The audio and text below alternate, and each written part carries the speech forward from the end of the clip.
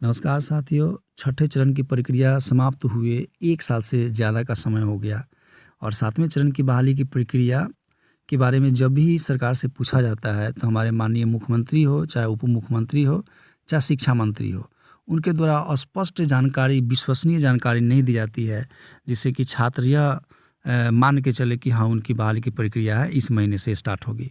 जब भी माननीय शिक्षा मंत्री से पूछा जाता है तो उनका 2 जवाब रहता है। एक जवाब ये रहता है कि जो 7वें चरण की बहाली प्रक्रिया है आप जल्द देखेंगे। 2023 का जो वर्ष होगा वो नियुक्तियों का वर्ष होगा। तो नियुक्तियों का वर्ष होगा और दूसरी बात है कि 2 करोड़ वाले से आप जाके पूछिए, तो ये बोल कर के वो शिक्षा मंत्री निकल जाते हैं। माननीय उप मुख्यमंत्री का भी जवाब रहता है कि आप जो 7वें चरण की बहाली की प्रक्रिया है बहुत जल्द देखेंगे और 2 करोड़ वाले से जाकर के पूछिए वो रोज़गार क्यों नहीं देते। माननीय मुख्यमंत्री का जवाब रहता है कि 7वें चरण बहाली जो प्रक्रिया है शिक्षक बहाली, वो हम विभाग को आदेश दिए हैं कि जल्द से जल्द इस प्रक्रिया को शुरू किया जाए। तो अगर लॉजिकली देखा जाए तो 7वें चरण की बहाली की जो प्रक्रिया है उसके बारे में अभी कुछ भी क्लियर नहीं है कि ये कब से बहाली प्रक्रिया स्टार्ट होगी और इसका क्या नियम रहेगा, मतलब किस आधार पे, किस नियमावली पर 7वें चरण की बहाली की प्रक्रिया होगी। तो ये बयान जो है आप देखिएगा, चाहे मुख्यमंत्री हो, उप मुख्यमंत्री हो या शिक्षा मंत्री हो, तो कोई भी आप स्पष्ट यह निष्कर्ष पे नहीं पहुंच सकते हैं कि हाँ 7वें चरण की जो प्रक्रिया है वो किस महीने से स्टार्ट होने वाली है।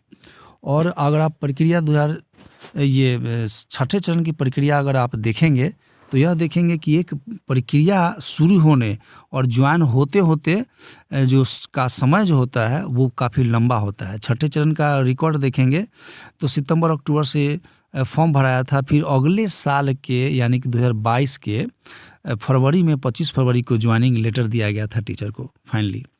तो 7वें चरण की अगर बहाली प्रक्रिया जब मार्च आज 21 है और 10 दिन में मार्च ख़त्म होने वाली है, तो अगर अप्रैल या मई से भी प्रक्रिया शुरू होती है, जब नियमावली आए फिर उसके बाद रहेगा कि भाई आपको फॉर्म भरने का मौका दिया जाएगा, तो 1 डेढ़ महीने का मौका रहेगा, 1 महीने का। फिर आप मेगा लिस्ट को देखेंगे। इस तरह तमाम जो प्रक्रिया होता है उससे गुजरते हुए अगर आप देखेंगे, फिर देखेंगे कि इसमें जो डॉक्यूमेंट वेरिफिकेशन है, डॉक्यूमेंट वेरिफिकेशन के नाम पर भी 5-6 महीना कम से कम गुजार दिया जाता है। कुल मिलाकर अगर आप देखिएगा तो 2023 में हम मान के चलेंगे कि कम ही उम्मीद है कि 2023 के अंत तक बहाली की प्रक्रिया शुरू होगी।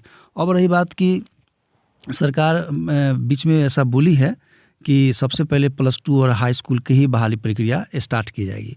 अगर हाई स्कूल और +2 की बहाली पहले स्टार्ट होती है तो प्राथमिक और जो 6 से 8 की बहाली की प्रक्रिया है 7वें चरण का, तो आप 2023 का तो मान ही नहीं सकते हैं। 2024 में ही कुछ उपाय है। 2023 सरकार चाहती भी है ऐसे भी कि 2023 को किसी सूरत पार किया जाए और 24 इलेक्शन का समय रहेगा और 25 इनका इलेक्शन का समय रहेगा। तो कहीं न कहीं आप कह सकते हैं कि इनका टारगेट इलेक्शन का ही है। अगर 7वें चरण की बहाली प्रक्रिया 2023 में ही ख़त्म कर लिया जाए तो फिर उनको इलेक्शन में विशेष इसका लाभ होगा नहीं। तो लॉजिकली देखा जाए तो 2024 और 2025 में ही संभावना आप जता सकते हैं। तब तक अब हम लोग इंतज़ार करते हैं। आप देखते ही हैं कि बीच-बीच में सरकार के द्वारा या मंत्री के द्वारा यह कहा जाता है, पेपर में हम लोग बराबरे बीच-बीच में देखते रहते हैं कि सरकार का स्टेटमेंट आया है, किसी न किसी मंत्री का स्टेटमेंट आया है कि 7वें चरण की बहाली प्रक्रिया बहुत जल्द स्टार्ट होगी।